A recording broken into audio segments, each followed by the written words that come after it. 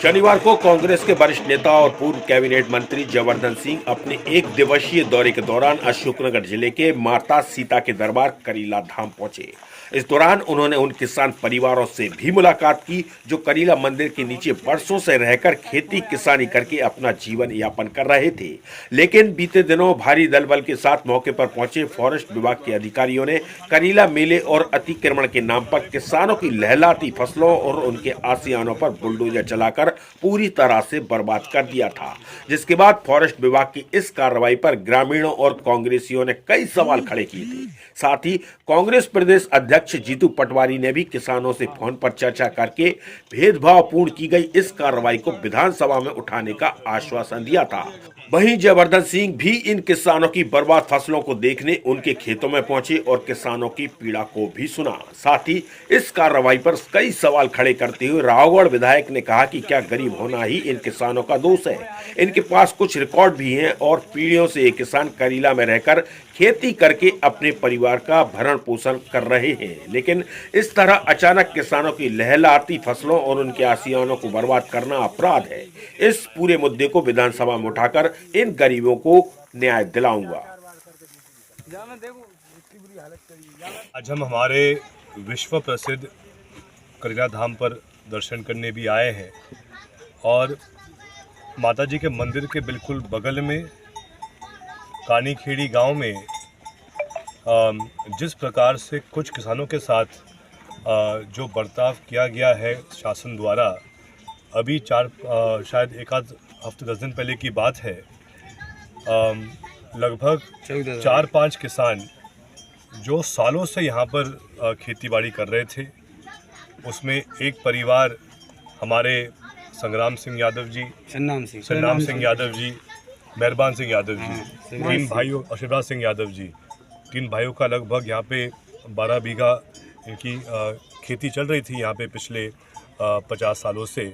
और उसके साथ ही हमारे मान सिंह अहिरवार जी, जो इनका कहना है कि 50-70 साल से इनका परिवार यहाँ पे 8 बीघा पर खेती कर रहा था।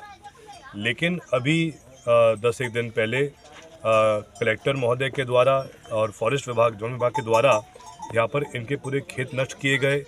यहाँ तक कि जो अपने सन्नाम सिंह यादव जी का परिवार है, उनका एक जो पूरा मकान बना था उसको भी पूरा नष्ट कर दिया गया।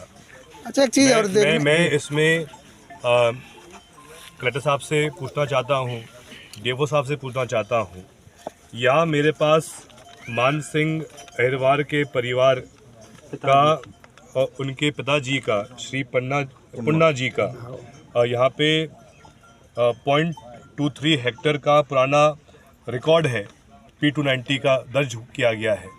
क्या ये पर्याप्त सबूत नहीं था इनके लिए, या क्योंकि ये आर्थिक रूप से कमज़ोर है इसलिए इनका खेत नष्ट किया गया?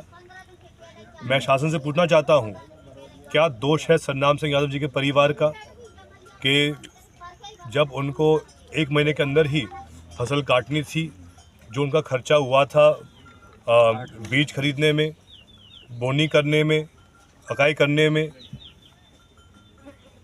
अगर वो अपनी फसल निकाल लेते उसके बाद जो भी नापना नाप लेते। लेकिन ऐसे फसल कटने के 20-25 दिन पहले ही इस प्रकार की हरकत करना गरीब किसानों के साथ ये उचित नहीं है। हमने मांग करी है, पहले भी हमारे जिला पंचायत के अध्यक्ष रहे राव यादवेंद्र सिंह यादव जी भी यहाँ मौजूद हैं, हमारे अशोकनगर के लोकप्रिय विधायक हरिबाबू राय जी भी यहाँ मौजूद हैं, हमारे जिला अध्यक्ष कृष्णपाल यादव जी, राजेंद्र कुशवाहा जी भी यहाँ मौजूद हैं। हम सब यही मांग करेंगे प्रशासन से कि इसमें जो नुकसान, यहाँ पे शायद 3-4 परिवार हैं जिनके साथ ऐसी कार्रवाई की गई है, हमारी यही मांग रहेगी कि इनको उचित मुआवजा मिलना चाहिए है। लेकिन इसके साथ कम से कम शासन को इस कार्रवाई करने से पहले इनसे प्रमाण मांगने चाहिए थे, एक बार इनको समय देना चाहिए था। इस प्रकार की अगर कार्रवाई भाजपा सरकार करेगी तो ये स्पष्ट इस बात को दर्शाता है कहीं ना कहीं भाजपा सरकार शोषण कर रही है किसानों का, और उन किसानों का जिनके पास ऐसी आवाज़ नहीं है जो पहुंच सके बड़े बड़े नेताओं तक या बड़े बड़े अधिकारियों तक, सिर्फ इसलिए क्योंकि वो उनके पास इतना पैसा नहीं है। हम इस प्रकार का रवैया कभी स्वीकार नहीं करेंगे और हमारी यही मांग रहेगी कि अगले कुछ दिनों के अंदर ही ये जो पीड़ित परिवार है इनको मुआवजा मिलना चाहिए है।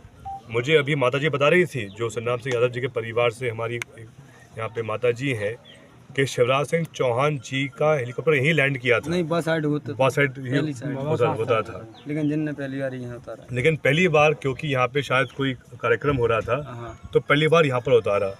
जबकि पहले भी लगातार कार्यक्रम होते रहे तो हमेशा हेलीपैड उस तरफ बनता था, लेकिन सिर्फ एक हेलीपैड बनाने के लिए आप किसान का फसल ख़त्म कर दोगे। जहाँ तक मुझे पता है, जब भी ऐसा कोई उदाहरण सामने आया है जहाँ कोई हेलीपैड बनवाया भी गया है, तो ऐसे परिस्थिति में हमेशा जो भी फसल हटाई जाती है उसका मुआवजा मिलता है किसान को। ये उनका अधिकार है और इस अधिकार को हम जो पीड़ित किसान हैं उनको दिलवाएंगे, ये हमारा संकल्प रहेगा। अच्छा, एक चीज़ है कि भाजपा के कार्यकर्ता हैं, जो दबंग नेता हैं, उनको छोड़कर क्यों गरीबों के ऊपर ही जो अतिक्रमण की कार्रवाई कर रही है? देखिए, कौन दबंग है कौन नहीं है, कौन भाजपा का है कौन नहीं है, विषय वो नहीं है। विषय ये है कि किसान एक राजनीतिक दल से पहले एक किसान होता है जो अपने परिश्रम से, अपने मेहनत से खेती बाड़ी करता है। किसान का कोई दल से मतलब नहीं होता, किसान को मतलब होता है अपनी फसल से। लेकिन जो आप ये बात कह रहे हैं कि कोई ऐसे दबंग लोग हैं या कोई ऐसे लोग हैं जो जुड़े हुए हैं सत्ता पक्ष से, जिनके ऊपर कार्रवाई नहीं हुई है, तो ये मैं आपसे आग्रह करूंगा कि आप इसके प्रमाण सहित आप कलेक्टर साहब से बात कीजिए। लेकिन बात दूसरी है, अगर अतिक्रमण किसी ने किया भी है, अगर तो कब से किया हुआ है पहले आप ये पता कीजिए, क्योंकि आपको भी जानकारी है, क्योंकि आप वरिष्ठ पत्रकार हैं। लगभग करीला धाम के चारों तरफ वन क्षेत्र की भूमि है, लेकिन जो किसान यहाँ पे खेती बाड़ी कर रहे हैं वो कर रहे हैं पीढ़ियों से। और ऐसा ये बात सिर्फ यहाँ की नहीं है, पूरे मध्य प्रदेश में ऐसे अनेकों किसान हैं जो वन भूमि पर पहले से कब्जा करके खेती बाड़ी कर रहे हैं। और किसके लिए कर रहे हैं? अपने परिवार के जीवन यापन के लिए कर रहे हैं। तो अगर ऐसी कार्रवाई बिना कोई सूचना के आप करोगे तो ये उचित नहीं है। हमारा ये प्रश्न है, हम यहाँ पर कोई राजनीतिक बात करने नहीं आए हैं, हम सिर्फ यहाँ आए हैं ताकि जो किसान जिसके साथ अन्याय हुआ है उसको न्याय मिले, ये हमारा उद्देश्य है। भाई साहब